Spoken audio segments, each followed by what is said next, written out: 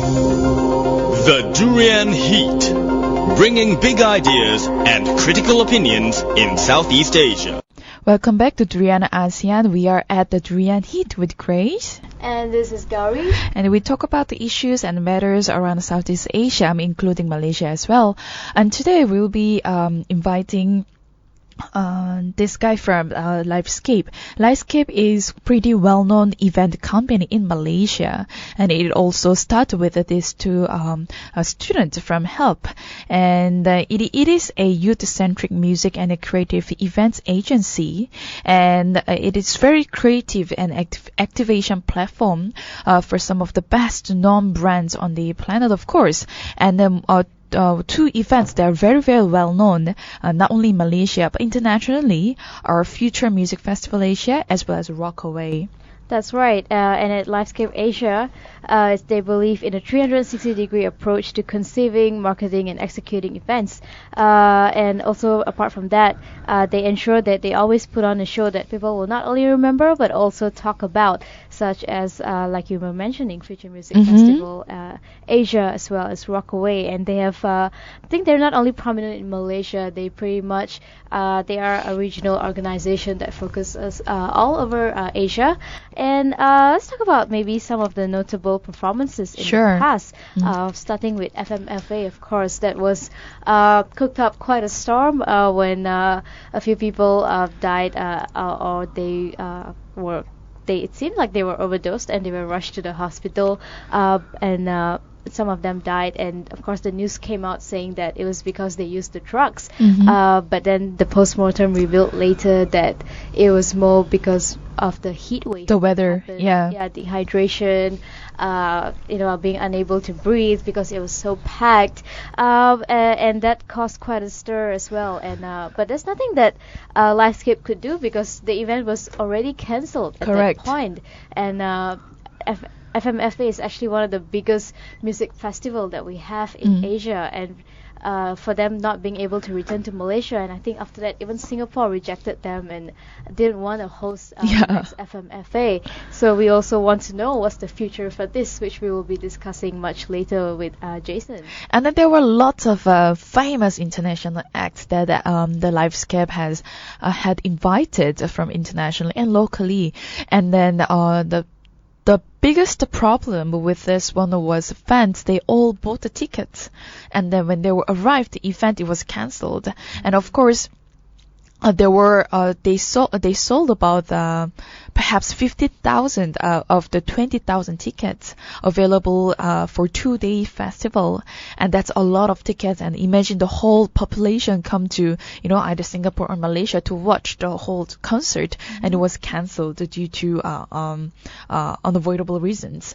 And a lot of fans criticized this company, and also for continuing to promote the event even after the application of the license was turned down for the second time. But some fans, they still had a belief in this company, and then after the patient time, the postmortem released that it was not only because of the drug consumption, it's also because of the heat and the weather. So it is amazing how Livescape handle when it comes to crisis in the company as well as the whole nation, and to handle such events as well as the fans out there. So let's just maybe go through some of their most notable events in the past. I think to start things off, one of my favorite acts were probably Backstreet Boys. Came out a few months back, and I think most people in Malaysia were waiting for so long to see them, which is why the tickets were sold out just within days. I didn't expect that to happen because I thought, okay, I can take my time and buy the tickets, and suddenly it was all sold out. So there are fans out there who've been waiting that long for them to come. And another thing is, of course, the ship. which is also known as a very glamorous, exclusive party that takes place on the ship every year, where they have bikini parties, they have DJs spinning non-stop, and so many activities going on. Of course, you have Future Music Festival Asia.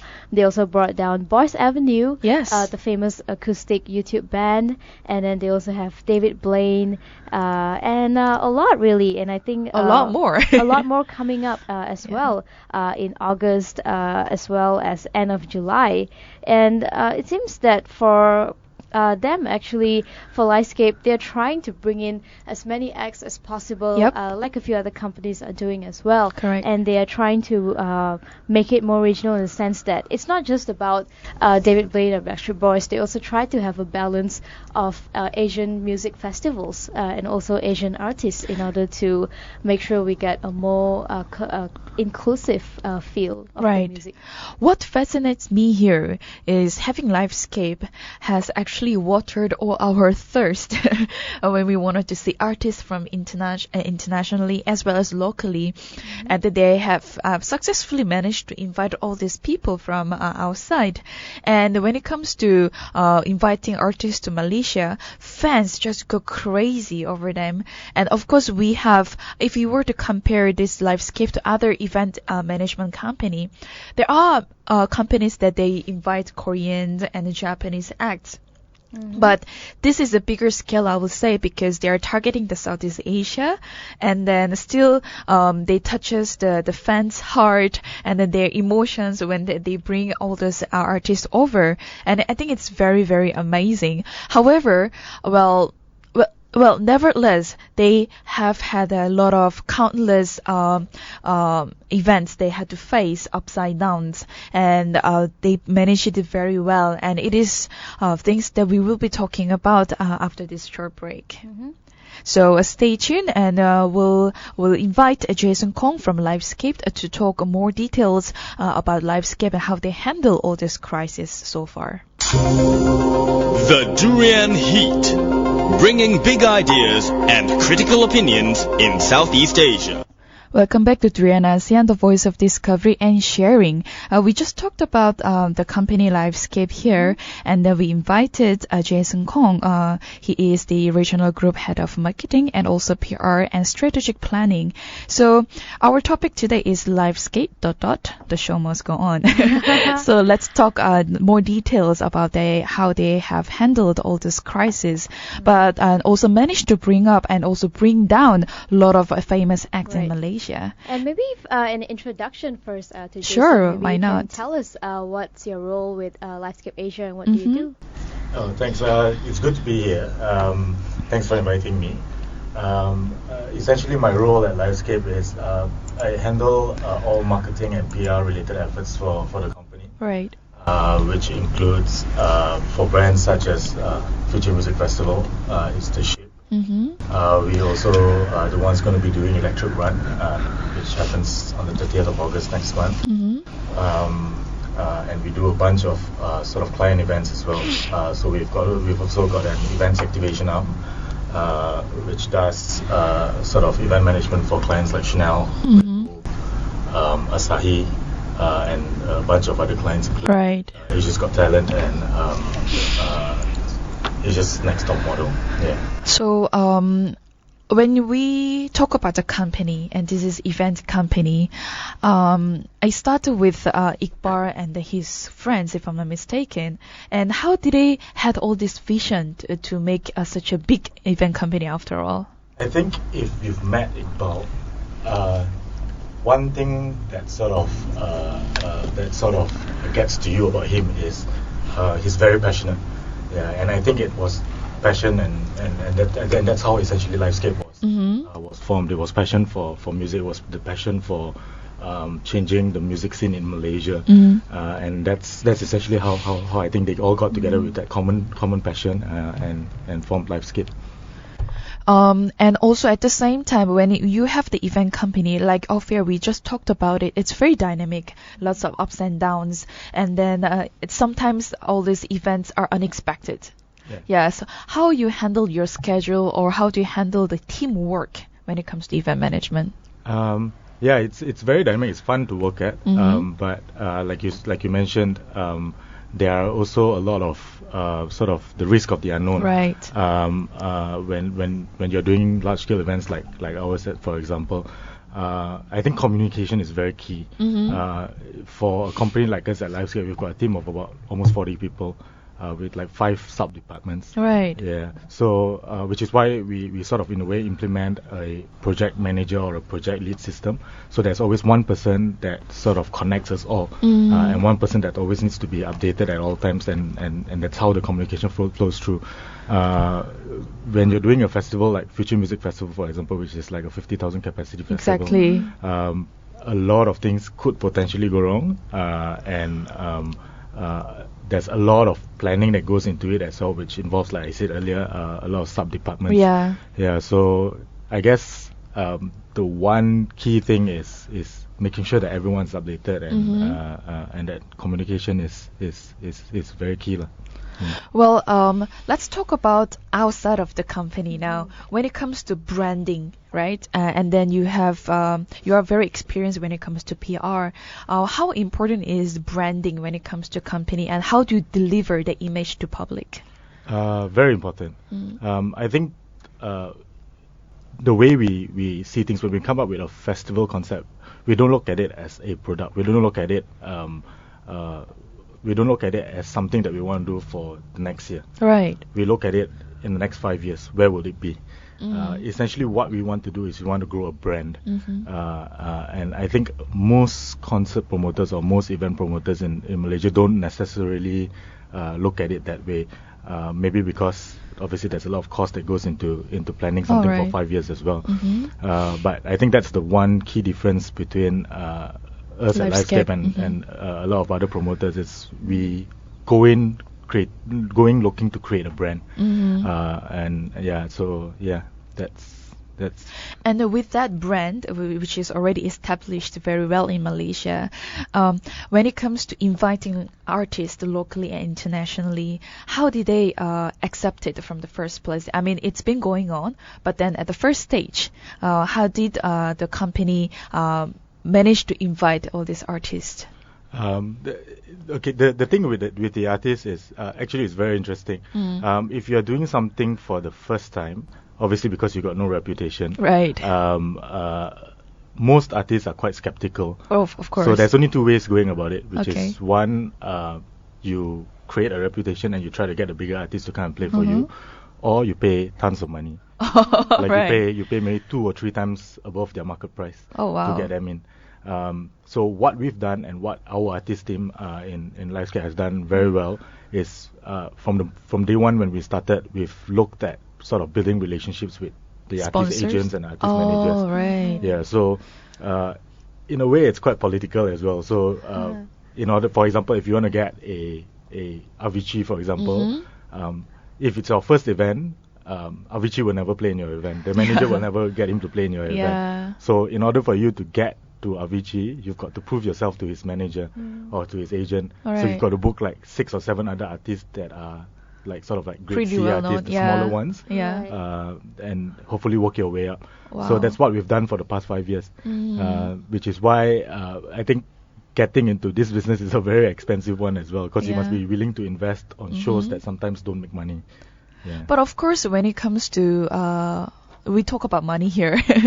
Sponsorship is also important. I mean, you look for this event management and the managers and so on, but then it comes with a huge amount of money, even to invite one artist internationally. So how did you manage to look forward in sponsorship after all?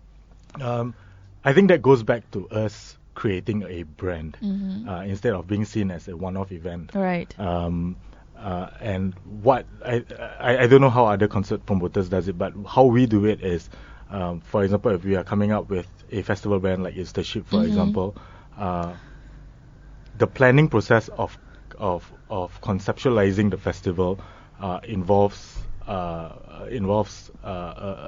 various departments, including the sponsorships team as well. Right. To see whether it is viable for a sponsor to take up. What can a sponsor do, or how can a sponsor get involved? And when we go to see a potential sponsor, for example, we don't just go, hey look, it's the ship. Right. Do you want to sponsor? Right. We'll come up with an entire campaign for them.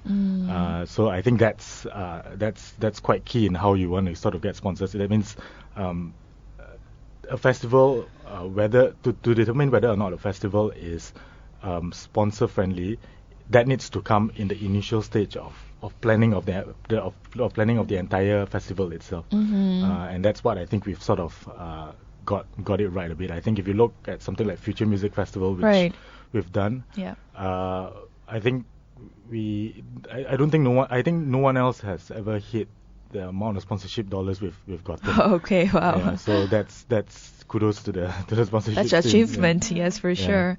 How about the support locally and internationally when you hold a concert from a Livescape Asia? In terms of from the fans? From the fans and generally, yes. I think it's been great. So far, the regional festivals that we've done, we've seen quite an influx of international fans. For example, It's the Ship. We've got a total of about 1,300 cabins to sell. Right now, we've sold about 60% of that. Of those 60%, 80% of the people that have bought their cabins are all. Actually, no, not even 80%. It's actually 90%. Wow. 90% of the people that have bought those cabins are all from outside of Malaysia. And we've got a total of 41 countries who have bought them. So internationally, I think we've done pretty well in sort of very expanding good. the brand, expanding the brand or to position the brand as a global music festival. Same thing with Future Music Festival when we used to do it as well. Future Music Festival when we used to do it in Malaysia, we used to get about an influx of about 20,000 foreigners a year, and then the rest of them would be Malaysians. Malaysians, when you do a festival like a large scale festival, naturally the crowd will come because events like this don't happen that often in Malaysia. Yeah. And how do you sort of balance between Malaysian events and also to have a regional event, because it is Livescape Asia and you are a regional company. Correct. As much as you bring in international artists from the Western countries, you also seem to focus a lot on Asia. And how do you strike that balance? I think the strategy for us is like I said, it's about growing the brand and what we want Livescape for the Livescape brand, for example, what we want Livescape to be to become is one of Asia's largest live events promotions company. So if you look at the brands or the events that we've done, 80% of them are very Malaysia or Singapore, which is local market based. But we always try to sort of have one or two marquee events. It's the Ship being one of them, Future Music Festival being the other, but obviously now Future Music Festival is no more. But so that's essentially how we do it. So one or two events that sort of position us on a global level, and the rest are all focused on local markets. Very interesting. So why not we take a short break, and when we come back, we'll talk about the real business there. So stay tuned. The Durian Heat, bringing big ideas and critical opinions in Southeast Asia. Welcome back to Durian ASEAN, the voice of discovery and sharing. We are on the Durian Heat with Grace. Hi, this is Gowri. Thank you for joining us this morning. And of course, we have Jason in the house, all the way from Livescape Asia, to share with us about how things work over there. And over there, and we'll be talking about serious business here. So, Livescape has held a lot of events, and those are very significant events that we're talking about here. But we can also avoid to share and also hear how did you guys managed all this crisis so far. So let's start with perhaps FMFA. So how did the whole thing start when you hear about the news of the people that were rushed to the hospital and all? Right. What was the first line of reaction? How things worked? I think everything happened pretty quick. Obviously, it's really unfortunate what has happened, but for me, it was very vivid. I remember I think the news broke at about 2 p.m. on a Saturday or something like that. I remember getting a text from a journalist from the Star at 12:30 p.m. saying, "Hey Jason, have you heard the news?" And I went, "What news?" And he said, "The cops just shut down your festival." Oh. So I said, "Oh, no, I've not heard I've not heard anything about that. He said he replied and he said the cops apparently said they've already sent you guys a letter, but we've not received we've not received any any letter or any information about that. And then from that moment on, it was just sort of in a way a scramble, but it was sort of, but surprisingly it was a very organized scramble, if that even makes sense. Organized scramble. That's interesting way of putting it. Yeah. So I think the good thing is because we've done this for so many years, we've sort of planned for almost any eventuality. So there you was had the backup sort of the ideas and the plans. Yeah. So there was a crisis management plan in place. Right. So if something big was to happen, there was even code words. There was code black, code red, code green, and stuff like that. Yeah. Very So it was so it was a huge thing, like an event being forced to cancel. The first thing that needs to happen was everyone was to get the key people was to gather in a emergency operations center and have an emergency meeting to determine our next course of action. And that was what happened almost immediately the moment I got that text, within the next 10 or 15 minutes. By then I think the police were already moving in to secure all the perimeters around the festival site. So once it became clear that the show couldn't go on, the first thing we did was we issued a sort of a holding statement, which basically just confirmed that we've had to cancel the festival, and to reassure fans that we still don't know what's happening. I think the key thing when it comes to crisis management that a lot of brands or a lot of people take for granted is transparency and honesty. Of course. Yeah, a lot of people tend to sort of use a lot of big jargon words or try to avoid the issue rather than address the issue. And I think the one thing that we did quite well with our first statement was we addressed the issue transparently and honestly.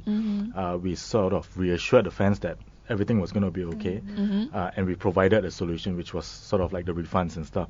So that was essentially our what we did with the first statement. I think whatever you say, the first statement that you put out in a moment of crisis is the one that's going to get you the most attention. So you've got to sort of get that right. Yeah. So I'm curious to know what happened, because I think at that point of time when it got cancelled, Macklemore was supposed to come on stage, and that was the highlight of the whole event. Yuna was doing a sound check. Exactly. Yeah. So how did you have to handle the artist side? Yes. Yeah, I think that's the biggest challenge for us in 2014 when we had the crisis was the lack of information. So meaning we were getting information from third party and not directly from the source itself. So for example, when I said just now, like the event got cancelled, we didn't hear from the police directly. We heard it from a journalist. Yeah. So we didn't know sort of whether it was credible until we saw the FRUs in the front of the of the festival. Then we knew it was credible. Yeah, but I think once that happened, then the whole of Livescape, everyone in Livescape just pulled together, which was amazing to see. So the artist teams, without even having to ask them to do it, they started briefing all the artists. There were international acts that were on the way. They turned the artists back around, sent people over to the hotels to brief the artists. Same with the local acts as well. Obviously, we delayed for about an hour and a half because there was the discussion going on and to sort of find out how credible this was. And then obviously from our end, we started prepping for the statements. And releasing it to the public almost immediately. So what we did was we recorded a voiceover to be blasted at the front entrance because there was already a crowd building up. And the last thing we want was, because there was a line of Federal Reserve units at the front of us, and the last thing we want was someone to start throwing bottles or any objects at them, and that would have created a riot situation. We should have made the festival, made the crisis even worse. Yeah, so it's all about sort of, I think it all goes back to reassuring the fans, the artists, or every stakeholder that everything was going to be okay. That's not the end of the world in a way, I guess. For sure. I mean, but now it makes sense that how it was organized scrambles after all. So did you have to refund any of the artists because they didn't perform, or was it just... Fans, yes, but artists, no. The artists will not refund you. Because how this industry works is, when you book an artist, once they've signed a contract, you've got to pay them 50% upfront. Yeah. Before they arrive into the country, you pay them the balance 50%. Okay. So by the time they're already in the country, regardless whether the show goes on or not, they've already gotten their full payment. Okay. Yeah, they've already. So there was nothing that there's could be nothing done that could be about done that. because they've met their part of their agreement. Okay. Yeah. Okay. If the show didn't happen, it's nothing to do with them. Yeah. So for future, we lost a couple of million on artist fees. Of course, yeah. And off-air, you mentioned that when you start an event company, you need to expect to lose a lot of money at the first few stages. Could you elaborate on that? I think if you are looking to come into events, or if you're looking to build like a music festival, specifically a music festival, you can't come in with a idea of doing it for 1 year and see how it goes. You've got to come in with a sort of like a 3 or 5 year plan. Because, for example, when we did Is the Show of Future Music Festival, we knew for the first year we would lose money. And you're not talking about tens of thousands, you're talking potentially in the millions. Right. For the first year. But in the second year, it's when you aim to break even. First year, you will struggle a bit because it's a new brand. And I think the Asian market, or specifically the Southeast Asian market, are quite skeptical Right. when it comes to new things. So second year, it's a bit easier because the festival has happened and your brand has grown significantly bigger. So you aim to break even in the second year, and in the third year you try to make some money to cover your losses for the first year. So essentially you only start making money on your fourth year onward. All right. Okay. That's like a step by step and when it comes to finance management. But I will say that is also part of the crisis within the company when the company does not have any capital, to start with, or along the way it loses a lot of money. Within the team, how did you able to bring all this team together? As in, when the company doesn't have money, perhaps the one person may not have faith in the company, how this company can go on without any, money. I think that's the amazing thing about Livescape. I don't think there's ever a single person in Livescape who ever doubted that we were doing that we were doing the right thing. And that, I think, goes back to your earlier question, which is passion. Yes. Where my earlier answer where I said the difference between Livescape, not the difference, sorry, but what makes Livescape special is everyone there is passionate about the same goal, which is to sort of change the music scene in Malaysia, around Southeast Asia. And I think, so I don't think there was any one person that is sort of skeptical about the goal or the vision. Yeah. We talked about the big scale of FM and faith crisis management here, but let's break down into smaller ones. For example, I'll give you a scenario where you booked the artist already, but then let's say along the way there was something wrong with the flight, and then the artist happened to be delayed and to perform at certain time. How do you manage that sort of situation? I think. And the fans are already there. Oh, yeah. Okay. I think at that moment in time, it still goes back to the three key elements of managing a crisis, like I said earlier. One is you sort of let the fans know in a very transparent, honest way about what's happening. Keep them updated, basically, and then you reassure fans that everything is going to be alright. And at the end of the day, you provide a solution to the problem. In this instance, it will be a refund. Right. Yeah. And I think if you do that, it will be okay. People will be angry naturally, right there and then itself. You will get a lot of people who are angry, but I think in the next 24 hours, once they've gone back and they've had time to think about it, most of them will forgive. As long as you've been transparent and you've been honest with them. I think that's one very key thing that I don't think a lot of brands, a lot of companies actually do. Do you throw in a bonus as well, like agreed or whatever? No, but what we'll normally do is for our next event, we'll probably give them a ridiculously cheap rate for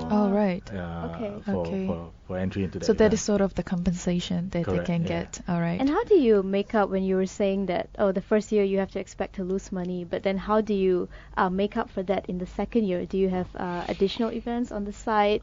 Yeah, I think there's a couple of ways around it. How we work is, Livescape as a company, we've got different revenue streams. Okay. So we don't just rely on the concert promotion bit. Right. Like I said earlier, we've also got an events management and activation arm, and that sort of brings in quite a bit of healthy profits for us as well, because that's clean profit, because you just organize an event, there's no risk on our end. Correct. People pay you a fee for it. Right. So the different revenue streams sort of helps offset some of the cost. Secondly is when we organize a big music festival, for example, unlike markets in Australia, US, or even Europe, where they can make money simply by selling out a festival because of the currency exchange, because of their foreign currencies. We can't in Malaysia. In Europe or Australia, for example, a one-day pass to a music festival will cost 148 to 168 euros or Aussie dollars. Oh, wow. Yeah, but for us, it will cost 148 ringgit. Yeah. But when you pay the artist to come down, you are paying US dollars. Oh, so Yeah. that's a lot of difference. Correct. So for us, we are for all the countries actually in Southeast Asia, bar Singapore, we are actually even before our festival starts, you are already sort of forking out a lot of money Exactly. just on artist fees alone. So how we try to sort of offset that is because we've got a formula where it's 60% of the revenue must come in from sponsorships and 40% is on tickets. Yeah, so which is why in Southeast Asia, if you want to run a music festival, it's very dependent on a sponsor. Yeah, otherwise the show can't happen. That's very interesting, and also to talk about the crisis management from Livescape Asia. And we'll take a short break here. When we come back, perhaps this time we approach in a different side to company and see how Jason Kong can answer all that. The Durian Heat, bringing big ideas and critical opinions in Southeast Asia. Welcome back to Durian ASEAN. You're still at Durian Heat with Grace. And this is Gowri. And we'll continue our interview with Jason Kong from Livescape Asia. So, Gowri, you had a few questions. That's right. I was curious to know about the second statement that was released, especially by the autopsy team, when they said that, it was not actually the drug abuse, it was actually just heat wave and dehydration and all that. So how did you guys follow up from there? Did it change people's perception? Was things any better for you after that? To us, it was quite a surprise. It was when we heard the news. It was shocking because obviously, for over a year and a half, we were sort of led to believe that Of course. drugs played a major role in the deaths.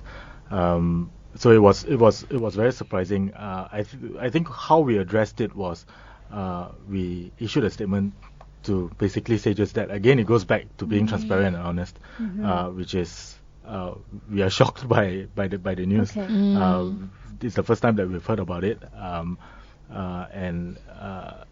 I think there was also, because I read the statement and it said that during the whole autopsy, there was actually no representative from Livescape over there. Was it just being done by the police and the doctors? No.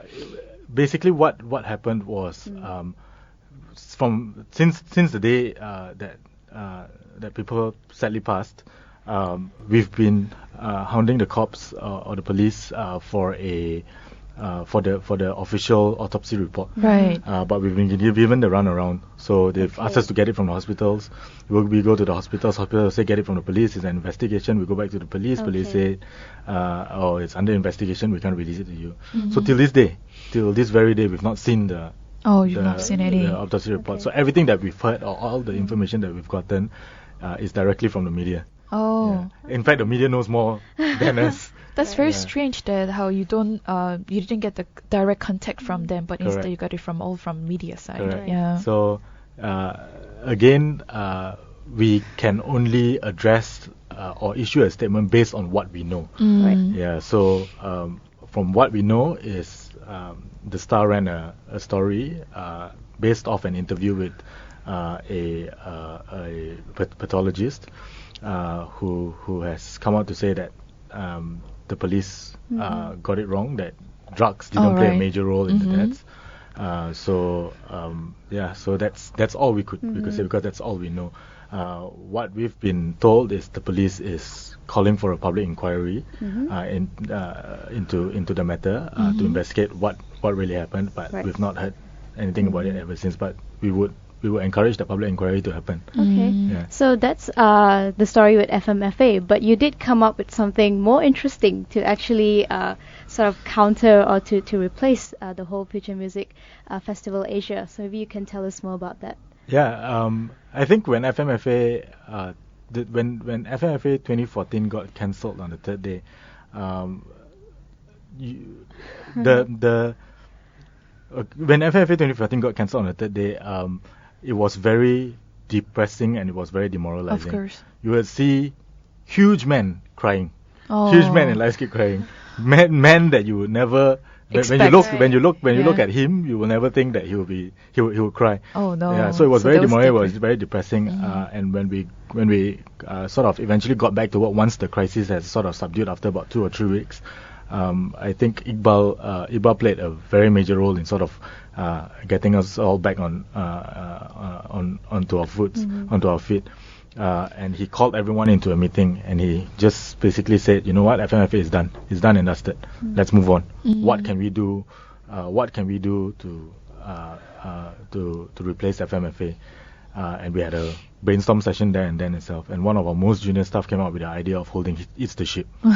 Yeah, so It's the Ship in a way was born out of FMFA. That's why I think there's always some good in some.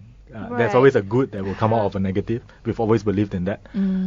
Even when FMFA got rejected in Singapore, right now, actually, if you look at it, maybe it was a blessing in disguise, because what it has allowed us to do is it's allowed us to rework on a new Correct. festival, Yes. which we are looking at replacing FFA in March next year. Mhm. And so far, the concept that we've come up with is something that's quite cool. Yeah, it's quite cool and it appeals to a very mass crowd. Oh wow! Yeah, so we're so- looking forward to hearing more from your Livescape soon. Yeah. Right.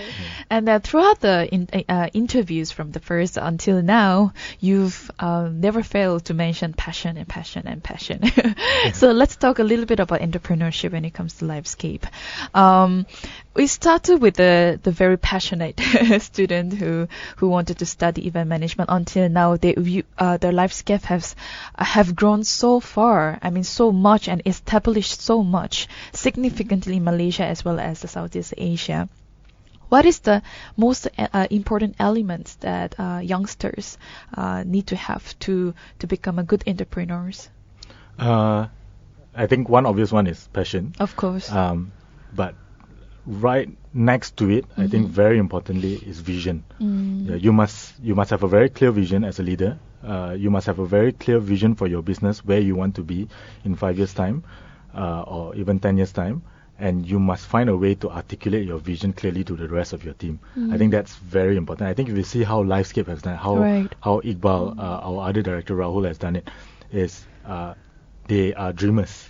First and foremost, they are dreamers.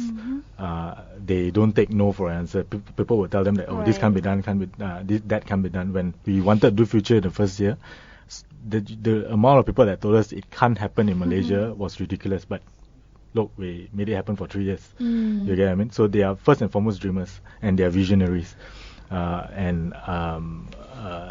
Essentially, through that vision and that dream, they found a way to articulate it to the rest of us. We believed in that vision and we believed in that dreamers. And I think all these three, together with passion, when you have that, you've got quite a formidable sort of formula to success. Another important thing to sort of have, or an important element to sort of have, and you will see that in the events that we do at Livescape, is we don't do things that other people have done. Right.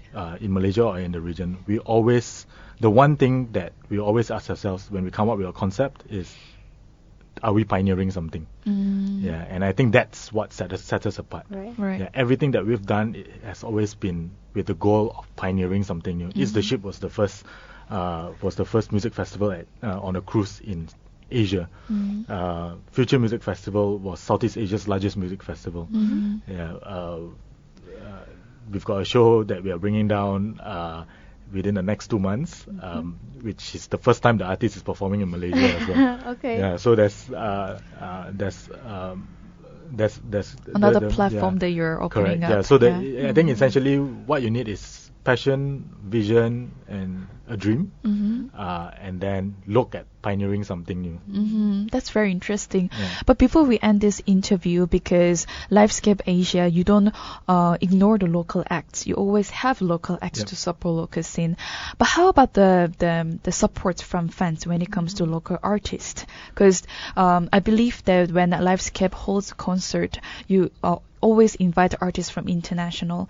But fans, they are thirst to see international acts. But how are they the support towards the local And acts? how do you incorporate the local element into that? I think if you look at things, if you look at events or music events, like maybe 5-7 years ago, I don't think that there has been much interest in the Correct, local acts, local, but I think things are changing. Okay.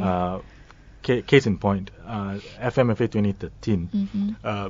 we had Goldfish and Blink, who played in one of our stages, and we put them on prime time. And these are local acts, and normally for a festival organizer in Right. Malaysia, you don't put local acts on prime time. That is true. So prime time is like at about 9 p.m.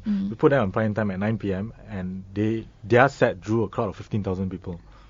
So that's I think things are changing. I think people I think depending on the genre of music, especially I think when it comes to EDM, there's a draw for local artists. Right. Rock, pop, maybe not so yet. Mm-hmm, But I don't know. But who knows? Things might change. Mm-hmm. Yeah. So you see the potential Yeah. is growing among the Yeah. fans when it Yeah. comes to local scenes. All right, thank you so much, Jason, for coming for the interview. And worries. then it was very interesting to hear also the insight and how the company really works. Yes, So and all the best for your future events as well. yeah, for Thank you. sure. Yeah, thank you so much. Thank you. Thanks.